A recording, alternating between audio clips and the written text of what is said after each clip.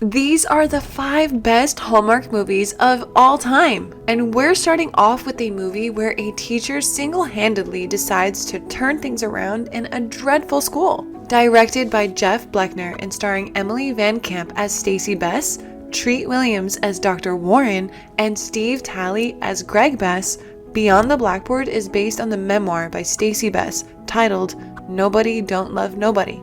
The story takes place in 1987 and centers on a young mother of 2 who becomes a teacher right out of college and ends up working with homeless children at an unnamed school. In order to provide her kids with the education they need, she overcomes prejudice and fear with the support of her husband. She was just like any other young woman, passionate and enthusiastic with high expectations as a first-time teacher. But little did she know that her excitement would soon fade away on her first day in school. The place that Stacey is sent to is a warehouse that used to be a temporary shelter for the families living there. When she realized that there were people from various backgrounds among her students who the previous teacher had described as kids waiting to be turned into juveniles, she was shocked and terrified.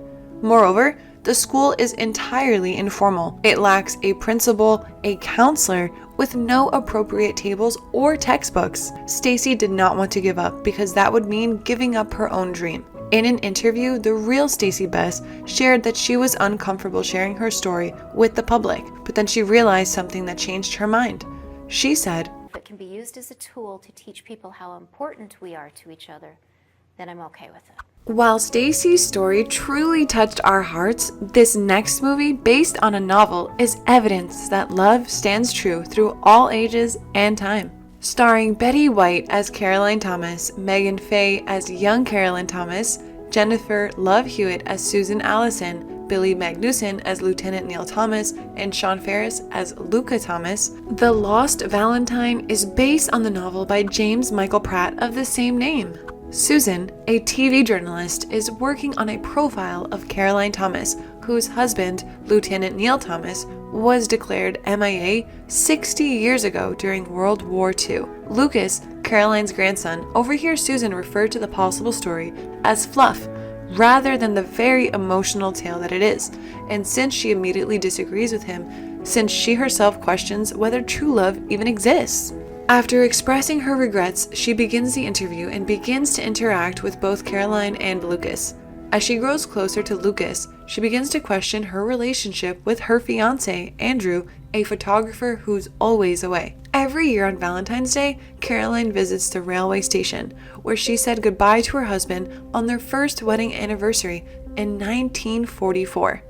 Sadly, he never showed up, until one day Caroline received a telegram that stated Neil was missing in action, but she refused to believe it. With the help of a U.S. senator who puts pressure on the Navy, they locate the Billings family, whose deceased father Jeff was a gunner on Neil's aeroplane. Susan and Lucas find out about Meringue, a Filipino guerrilla who rescued 2 wounded crash survivors, and this helps them to reach Neil.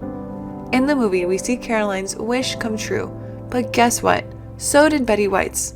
When the senior actor was asked if there was anything she always wanted to do, she replied, Back of my head, I didn't always say it, but in the back of my head it was always a Hallmark Hall of Fame. And well, her wish did come true with The Lost Valentine. But this next movie throws light on a special education teacher who helps his students overcome the impossible. Starring John Corbett as Mike Kersey's, Mariah Kelly as Darcy Kersey's, Jesse Stram as Robin, and Cynthia Watros as Dr. Deborah Barnhart, A Smile as Big as the Moon is a memoir of the same title by teacher Mike Kersey and Joe Layden. Ben, a student with Down syndrome in Mike Kersey's special education class at Forest Hills Northern High School in Grand Rapids, Michigan, aspires to be an astronaut.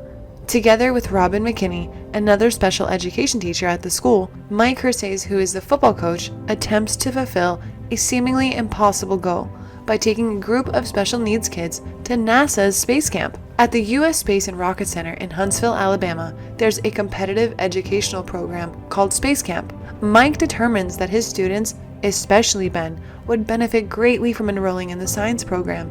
even though it's intended for bright science students. When Mike suggests that they go to space camp, an intensive week-long program for gifted children filled with hands-on activities, scientific competitions, and simulated space shuttle missions, with every class being ranked on the final day, his students are thrilled about the suggestion, but his superiors detest it. NASA officials dismiss it as well, but Mike is determined. After a few arms are twisted by a remarkably helpful congressman, permission quickly follows.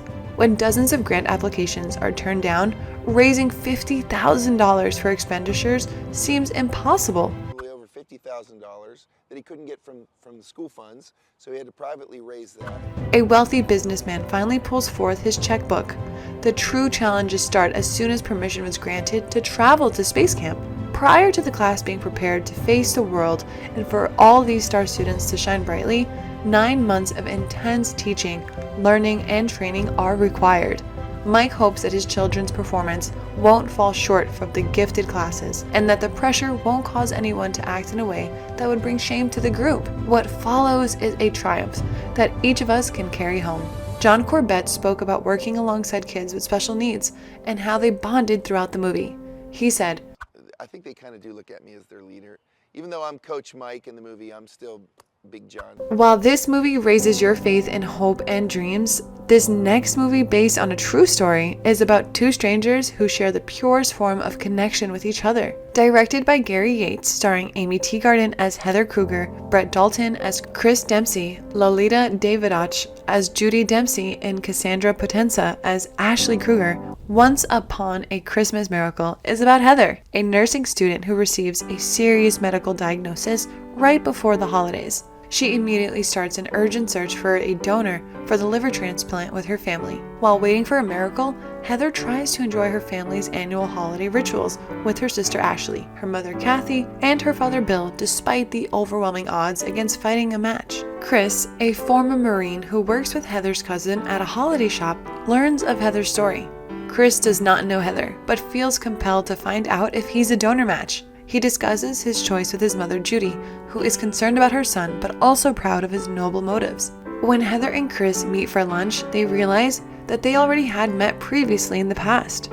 Once in the holiday shop, and once more when they were both on a disastrous date. Heather is surprised when Chris informs her that he's a match and will donate part of his liver to Heather in order to save her life. Chris then participates in Heather's family's yearly cookie exchange and helps Heather prepare for the family cabin before their surgery. Heather and Chris spend time together in the hospital following a successful operation, and they continue to spend more time together. But will this pair truly realize their feelings for each other? But there's a little surprise in the movie. The pair on whom the movie is based actually on made a cameo in the movie. In an interview with Home and Family, this is what the real Chris and Heather had to say. I'm just trying to help somebody, and it just turned into so much more. You know, him seeing me at my worst and literally saving my life, like, you can only go up from there. While that life-saving act took an unexpected turn for the best, this next movie, which is also based on a true story, gives you new insight on the struggles of Tourette's syndrome. Directed by Peter Weiner, starring James Wolk as Brad Cohen, Dominic Scott Kay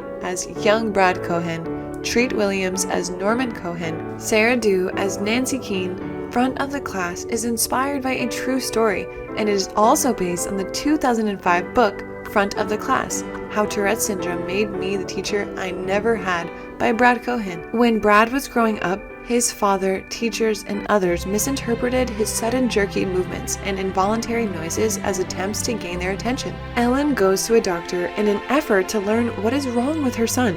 A psychiatrist believes Brad's tics are the result of his parents' separation.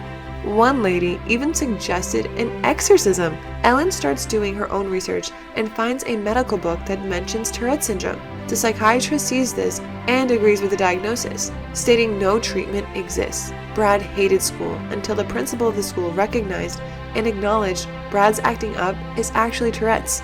Later in the day, the principal invites Brad up to the stage and asks him to speak about his Tourette's syndrome. Brad, for the first time, receives support and proactive help from someone outside his family, and this pushes him to dream of working as a teacher like his principal. However, even with an outstanding educational record and excellent recommendations, finding a job was almost an impossible task.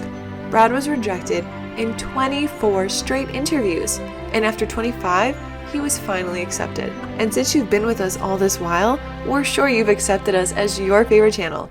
To offer your continued support, please do drop a like and subscribe to our channel for more amazing weekly content. We will surely not disappoint you. Just like how tolerance and understanding, Brad Cohen accomplished his dreams. So much so that he was recognized as Georgia's top first-year teacher. Listen to the real Brad Cohen making one of the most impactful statements yet. I wanted to be that teacher that I never had. That teacher that would focus on kids' strengths, not their weaknesses. Talking about his challenging role, Wolk, in an interview, shared more on how his character was scripted. He said, The script that I'm working with is different from the script that the cast and everyone else has, and it has certain tics notated in the script. He went on to show how the tics were incorporated into the script. He even gave an example by saying, My line would be, we've got to be the only two people on earth, who love Milli Vanilli. Now there's a tic in there. and this is how the scene turned out. We've got to be the only two people on earth, that love Milli Vanilli. Well, kudos to the actors and more power to Brad Cohen for putting out an amazing movie. Which of these movies was your favorite? Let us know in the comments. Thank you so much for watching. Until next time.